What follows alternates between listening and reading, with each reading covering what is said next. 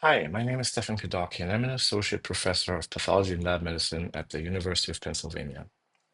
I direct the cell-based therapy laboratory at the Children's Hospital of Philadelphia, or CHOP, and that's the lab that provides all cellular therapies and cell-based gene therapies for patients at CHOP. Think bone marrow transplant, but also new therapies such as CAR T cells. I'm also the medical director of the cell and gene therapy informatics team, which is a special group of data scientists and analysts who create data solutions for our cell therapy program, for research and clinical operations, and for compliance. And I want to thank Dr. Tsui and the AABB Asia Pacific Group for inviting me to talk here today. I'm joining virtually from Rio de Janeiro in Brazil. So the cell-based therapy lab is a highly regulated facility at CHOP that is subject to the FDA, but also accrediting bodies such as the Foundation for the Accreditation of Cell Therapy, or FACT, in the College of American Pathologists, or CAP. As such, I and my staff are responsible for following many hundreds of pages of standards, rules, and regulations, in addition to internal enterprise policies and our own standard operating procedures.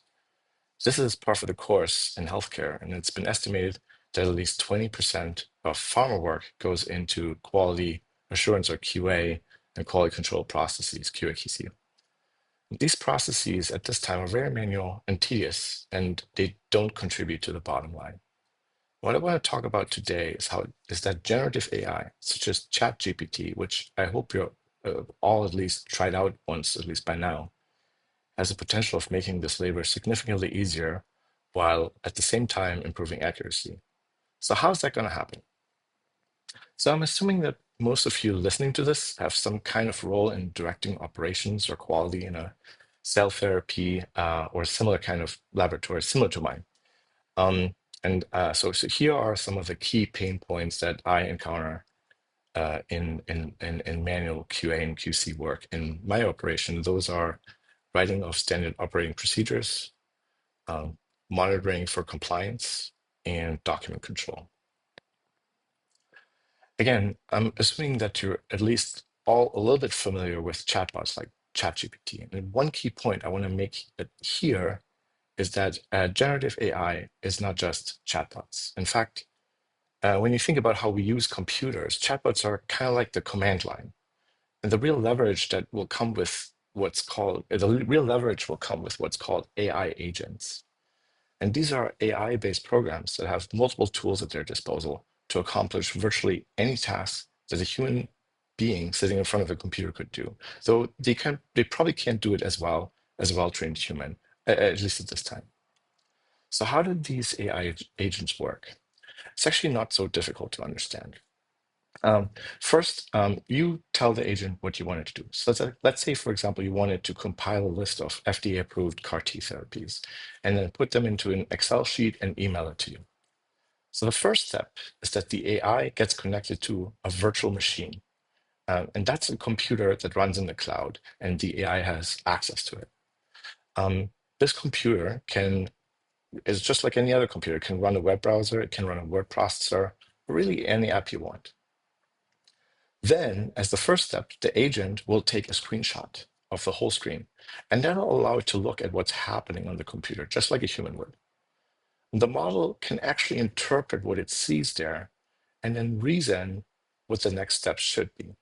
And this is, by the way, the big reason why we have multimodal models, i.e., models that don't just understand text, but also images and sounds and other types of input.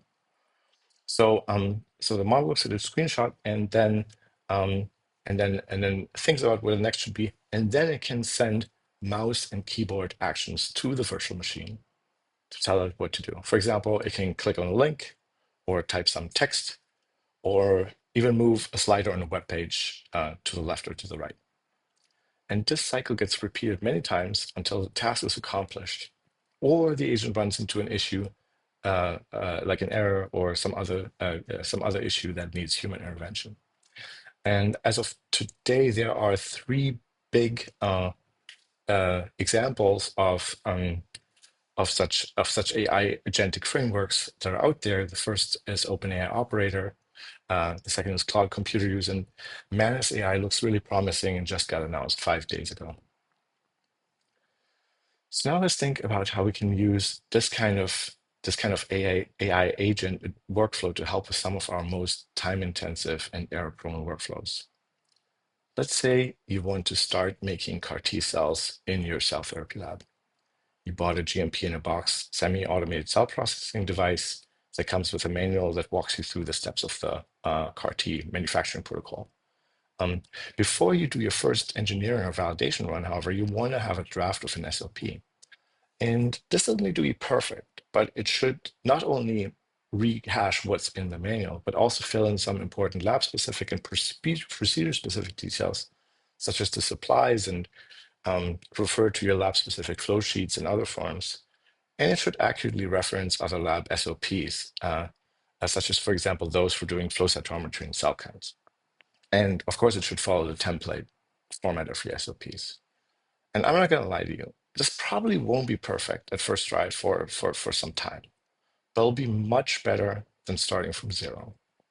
And also, I just want to take a second here and mention that when people talk about AI and cell and gene therapy, it's often about predicting the optimal conditions, continuous sensing of metabolites in a culture, but I really strongly believe that there's a lot more real value to be gotten from having AI helping us complete the mundane low value add tasks such as SOP writing and SOP drafting. And this is the low hanging fruit that we can leverage the recent advance in generative AI to pick in the coming years. And by the way, there are lots of other key documents that you could draft this way. For example, once I have the draft SOP, I might want to tell the AI that I wanted to write a validation protocol that conforms to our institutional template and will generate all the data needed for a CMC section in an IND application. Um, or I might want it to draft a flow sheet, or I might want it to make the training and competency forms. Again, this won't be perfect at first try, but today's AI is already good enough to produce drafts that will save the subject matter expert time and cognitive effort. So here's another use case, change control. Let's say your department head tells you that you're spending way too much money on send-out sterility testing and you should insource it. And maybe you got one of these fancy ultra-rapid sterility systems and you've decided to use AI to write the new SOP, to describe the QC and the procedure, and you've actually finished the validation, everything looks great. But now there's another problem. You now have to change all of your controlled documents in your document corpus that talk about sending a sample out for sterility. You're no longer sending samples out for sterility. And this might not sound like a big deal, but you might be forgetting about controlled documents other than SOPs, such as, for example, institutional policies, training documents, and flow sheets. So to do this sort of thing correctly, I haven't found a way better than to actually going through all of our controlled documents and look for specific keywords. And there's always more documents than I had imagined.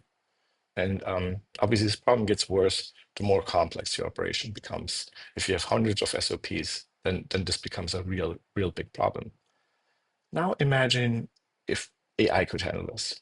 Let's say the workflow is that you upload a new control document, a new SOP for how you're going to use the rapid sterility system to your document control system, and it's an AI-enabled document control system. And then immediately the system tells you which documents it thinks need to be updated. Or imagine this. The AI actually tries to guess what the needed changes are in each of these documents and puts them into the Word document as tracked changes. Since you're familiar with your document corpus and you just made the change in the root document, it'll be relatively straightforward to go through and accept and edit and reject and then push all of those documents back up there. I can't tell you how many hours my staff and I are spending on this mundane task, and how often this still isn't done correctly. So I really look forward to when a computer can do this for us. So let's say now we have AI involved in helping us draft SOPs and other documents, and we're trying to keep things up to date and consistent. I really think that if you are really honest with yourself, I think you might find that I think you'll realize that there are probably a lot of inconsistencies uh, in your document control in your control document corpus, even if there are full-time people working on keeping it consistent.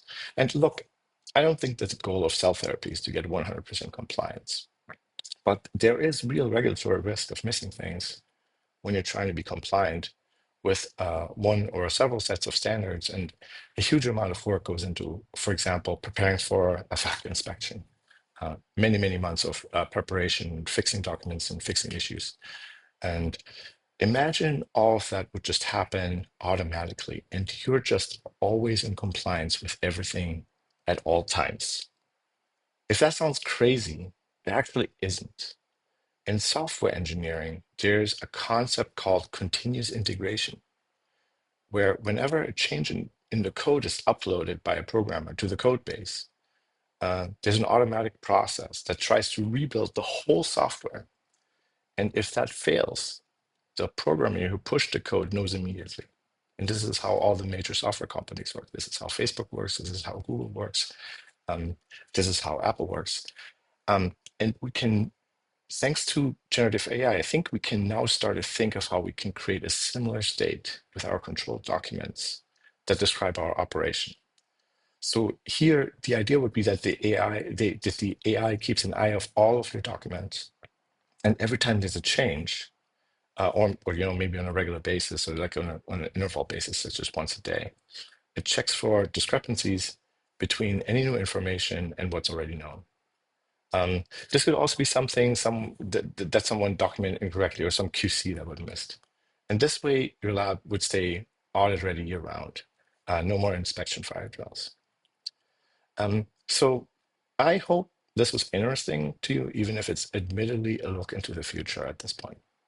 It's something we're looking to build a CHOP though, and we are also working on spinning it out as a startup. Thanks for having me, and I'm happy to answer any questions. And here's my contact information. Thanks very much.